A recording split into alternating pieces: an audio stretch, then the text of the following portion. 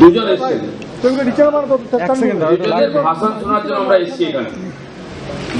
যেহেতু আমি রাজ্য সভাপতি আর এখানে উপস্থিত আছি, তাই ভূমিকা হিসেবে বলার দরকার রাজ্যের কথা, কিন্তু মূলত তাদের ভাষণ শোনার জন্য আমিও এসেছি, আপনার সেই শুনবেন।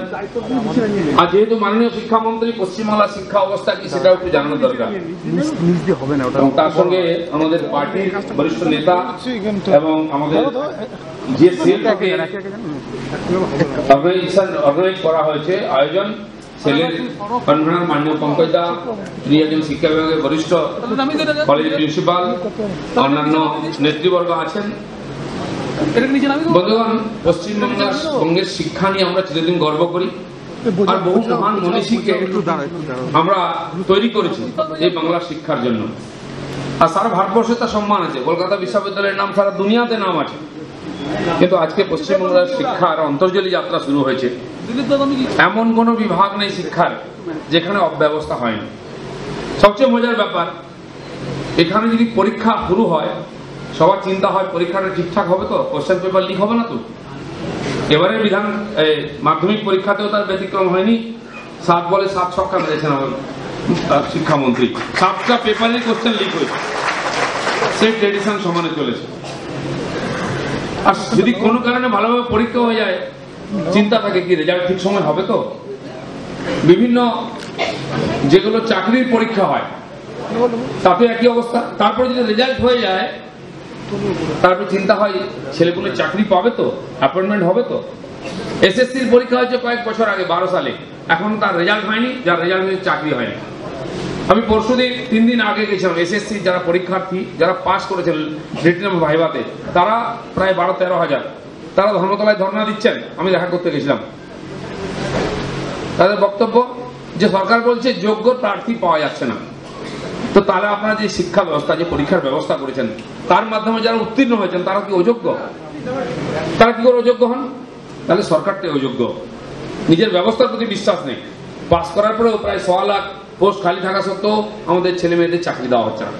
আজকে সল্টলেক থেকে আসার সময় ময়ূখ ভবনের সামনে এসএসকে এমএসকে যারা শিক্ষক এবং স্কুল চালাচ্ছেন এরকম 55,000 প্রায় আছেন, তার মধ্যে কয়েকশো জন ওখানে ধর্ণা দিচ্ছেন। দেখা করতে গেছিলাম আমি তাদের সঙ্গে, সুখ দুঃখ ভাগ করতে। তাদেরও বক্তব্য তাই। সেই 11 সালে এই সরকার আসার আগে তাদের বেতন বেড়েছিল, 5,000-7,000 টাকা বেতন পান, 20-25 বছর চাকরি করছেন। এক তো সিপিএম তাদের খামখেয়ালিতে তাদেরকে ঢুকিয়েছিল, তাদের কোনো ভবিষ্যৎ নেই। তারা শিক্ষা ব্যবস্থার সঙ্গে যুক্ত নয়, তারা পঞ্চায়েত রাজের সঙ্গে যুক্ত আছে। পঞ্চায়েত কাজ হচ্ছে ডেভেলপমেন্ট করা, স্কুল চালানো বা বেতন দেওয়া নেই, ফলে তারা একদম অনাথ হয়ে গেছে। এতগুলো মানুষ, তার দেখার কেউ নেই, তার ভবিষ্যৎ কি কেউ জানে না। ঠিক সেরকম এই সরকার আবার সিভিক পুলিশ শুরু করেছে, তার কোনো মা বাপ নেই। আবার সিভিক টিচারও শুরু করতে যাচ্ছে, তার কি হবে ভগবান জানে। আজকে এখানে অনেক শিক্ষক এসছেন, তাই আমি এই কথাগুলো তাদের সামনে বলতে বাধ্য হচ্ছি। যদি শিক্ষা ব্যবস্থায় ধ্বংস হয়ে যায়, তার বাংলা ধ্বংস হতে বেশি সময় লাগবে না। শিক্ষা সংস্কৃতির জন্য পশ্চিমবঙ্গ সারা দেশ দুনিয়াতে বিখ্যাত। এমন লোকেদের হাতে পড়েছে, এরও দুর্বৃত্তায়ন হয়ে গেছে, মাফিয়াদের হাতে শিক্ষা ব্যবস্থা চলে গেছে। খুব দুঃখের বিষয়।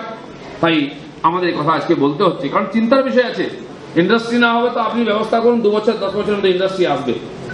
ল অ্যান্ড অর্ডার ঠিক যোগ্য প্রশাসক দিলে হয়ে যাবে, অন্যান্য সব হয়ে যাবে, কিন্তু শিক্ষা ব্যবস্থা যদি ভেঙে পড়ে রাতারাতি ঠিক হবে না, 1-2 প্রজন্ম নষ্ট হয়ে যাবে। তাই আমাদের চিন্তার বিষয় আছে। মাননীয় শিক্ষামন্ত্রী আছেন, তাই এই অবতীর্ণ করতে হচ্ছে। পশ্চিমবঙ্গ এমন একটা সময়ের ভিতর দিয়ে যাচ্ছে, সায়ন্তনদা বলছিলেন, বাকিরাও বলবেন, আমি লম্বা করব না। আজকে সারা দেশ একটা সংকটের ভিতর দিয়ে যাচ্ছে। 35 বছর ধরে এখানে আমাদের দেশে উগ্রপন্থী ক্রিয়াকলাপের ফলে প্রায় 1.25 লক্ষ সাধারণ মানুষ মারা গেছেন, 14-15 হাজার সুরক্ষা কর্মী শহীদ হয়েছেন। শেষবার পুলওয়ামাতে হলো 40-42 জন শহীদ মারা গেছেন। সারা দেশ আজকে মোদীজির উপর বিশ্বাস করে বলছে বদলা চাই। সারা দেশ যখন মিছিল বেরিয়েছে, কবে বদলা হবে, বদলা কবে হবে এই প্রশ্ন, তখন আমাদের মুখ্যমন্ত্রী বলেছেন হামলা কেন হলো। আপনি ভাবুন, পাকিস্তানের দরকার কি যদি টিএমসি সরকার থাকে? এতেই যথেষ্ট। আইএসআই, জামাত, সিমি, আল কায়দার দরকার নেই যদি টিএমসির মতো সংগঠন থাকে, যদি কংগ্রেসের মতো সংগঠন থাকে, যারা তিনি পুষে রেখেছে এখানে টেরোরিজমকে নিজের রাজনৈতিক স্বার্থে, ভোটের স্বার্থে। কিন্তু নরেন্দ্র মোদী ওটা করতে দেবেন না, মাটির তলা থেকে বার করা হচ্ছে। আর তাই এই ঘটনা হওয়ার পরে এরকম হাজার ঘটনা হয়েছে। 15,000 লোক এমনি মরেনি, 35 বছরে, তখন কেউ জবাব চায়নি বা কেউ রাস্তায় নামেনি, কারণ জানতো তখন রাষ্ট্রপ্রধান যারা ছিলেন তাদের যোগ্যতা না এটা করার। অটল বিহারীর সময় হয়েছিল, কার্গিল যুদ্ধ হয়েছিল, আমরা গিয়ে মেরে এসেছিলাম।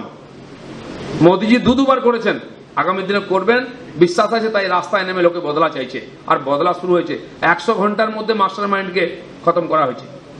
আর আমাদের সৈনিকদের শ্রাদ্ধ শান্তি শেষ হওয়ার আগে পাকিস্তানে গিয়ে বম্বিং করে সেই ক্যাম্পগুলো গুড়িয়ে দিয়ে এসেছে, এটা করতে পেরেছে।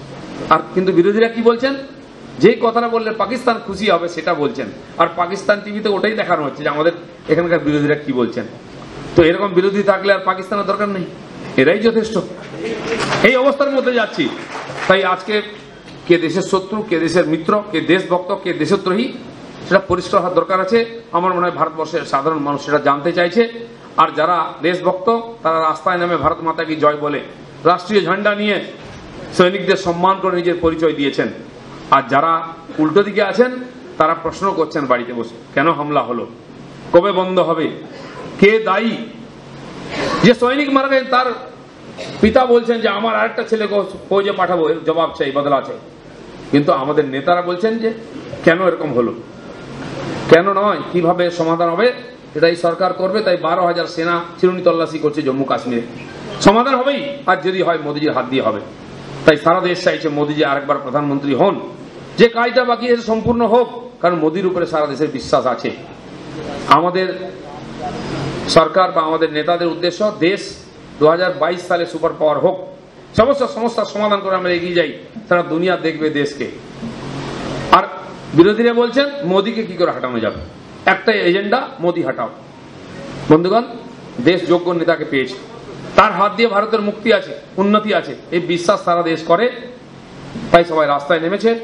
আমি আশা করব আগামী যে নির্বাচন আসছে, যেমন 14 সালের নির্বাচন একটা কঠিন ছিল, লোক দুর্নীতির বিরুদ্ধে রায় দিয়েছেন, মোদীকে নিয়ে এসেছিলেন।